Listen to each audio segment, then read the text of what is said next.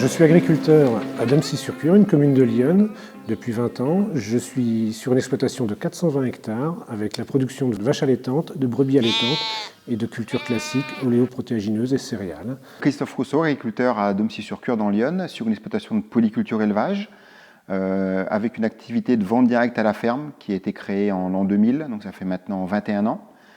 Il y a à peu près 6 personnes qui travaillent sur l'exploitation tous les jours, à temps complet. Je me suis rendu compte qu'on travaillait beaucoup sur l'exploitation, on avait un petit peu le nez dans le guidon au niveau de notre travail et on ne prenait pas assez de recul pour imaginer, inventer l'orientation de l'exploitation sur le long terme. J'en ai parlé avec mon comptable et mon conseiller de gestion qui m'ont parlé de la formation Entreprendre et réussir. Et ça m'a séduit pour prendre du temps pour moi, pour l'exploitation, pour l'entreprise, un temps de réflexion pour réorienter, faire des choix importants au niveau de mon activité. Je me suis installé en 1996. J'étais donc l'un des premiers à faire Entreprendre et réussir. C'était en 2005. Ce qui m'a motivé, c'est que j'étais aussi à un tournant niveau vente directe parce que à l'époque, la vente directe ne se faisait pas beaucoup. J'étais un des seuls à faire ça dans le secteur. Et en fait, il a fallu,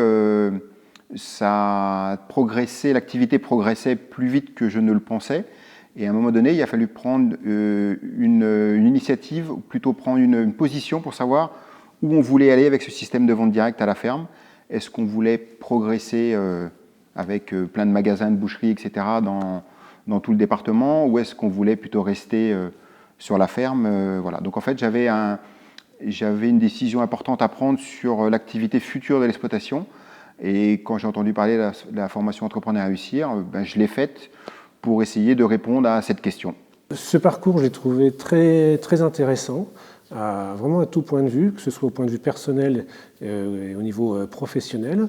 C'est un temps d'échange, de réflexion, de travail aussi, alors tant sur nous-mêmes que sur l'exploitation, sur les activités qu'on a. Ça nous permet d'acquérir plein d'outils qui nous servent au quotidien, que ce soit dans les relations humaines, dans nos relations avec l'extérieur, avec tous les organismes, tous les acteurs qui tournent autour de nos entreprises.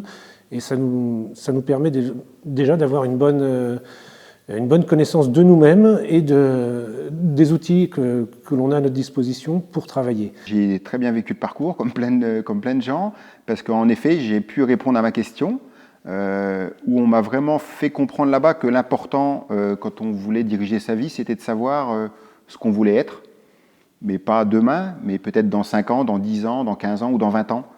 Donc on m'a bien fait comprendre ça. Qu'est-ce que toi tu veux être comment dans 10 ans? Qu'est-ce que tu veux avoir, etc. Et donc j'ai réfléchi à tout ça et donc c'est là que je me suis rendu compte que j'étais pas fait pour faire de la vente directe avec la viande de bœuf comme ça à outrance, avoir plein de magasins, faire des marchés, etc. C'était pas ce que j'avais envie. La seule chose que j'avais envie, c'était de bien valoriser juste mon cheptel. Voilà. Donc j'ai à peu près une centaine de mères qui font des petits veaux tous les ans. Donc l'objectif a été bien calé à cette date-là, donc en 2005, où je me suis dit, mon objectif de la vente directe, c'est de vendre la totalité de mes animaux, rien de plus. Depuis cette formation, on a eu un temps forcément d'adaptation pour digérer un petit peu tout ce qu'on a fait pendant cette formation-là. Et moi, j'étais à un tournant vraiment au niveau de mon activité professionnelle, à savoir quelle orientation je donnais à l'exploitation. Est-ce que je restais tel que j'étais? Est-ce que j'essayais de développer d'autres choses? Ça m'a motivé, je le dis très sincèrement, pour par exemple mettre en place la vente directe des agneaux sur l'exploitation, remotivé pour un deuxième projet de méthanisation avec mon associé Christophe. Et voilà, et je peux dire que grâce un petit peu à tous ces outils, toute cette formation, je suis reparti du bon pied pour essayer de développer tout ça et on est en train de le faire. Quand je suis revenu, ce qui avait changé, c'est qu'on savait exactement, j'avais vraiment fixé les jalons de ma vie en gros, c'est-à-dire de ne pas partir un coup à droite, un coup à gauche sans savoir pourquoi on le faisait. Donc en fait, avec un objectif clair et précis. Et après, où ça m'a beaucoup aidé, c'est sur la gestion du personnel aussi, parce que c'est pas toujours simple, on n'a jamais été trop formés, nous, on n'a pas de DRH chez nous.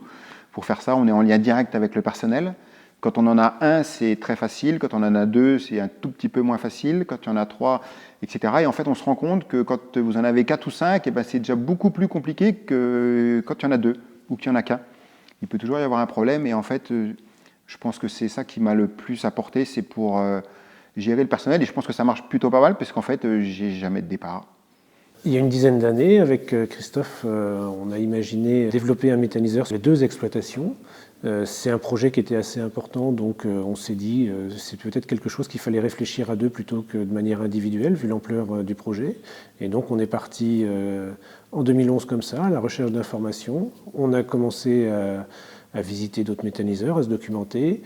Et puis très rapidement, on a enclenché le projet de la construction d'un méthaniseur en production d'électricité. Et en 2014, on commençait à produire de l'électricité. Le gros intérêt qu'on a eu à commencer cette unité de méthanisation à 2, c'est qu'on a surtout au départ voulu pérenniser le site, c'est-à-dire assurer les approvisionnements de matière qui sont très importants. Donc en fait, en groupant nos 2 exploitations qui sont déjà assez importantes, on pouvait s'autosuffire pour faire tourner le méthaniseur. Donc ça a été notre règle de base au départ, de commencer et d'assurer les approvisionnements de l'unité de méthanisation. Le deuxième projet, il émane un petit peu du premier, puisque, comme l'a dit Christophe, on s'est orienté vers le traitement des biodéchets. Et pour pérenniser ce gisement de biodéchets, on imagine un site de méthanisation qui intègre directement une usine de production de biodéchets avec donc le maillon qui nous manque aujourd'hui, c'est-à-dire le déconditionnement de ces biodéchets pour les rendre utilisables par la méthanisation.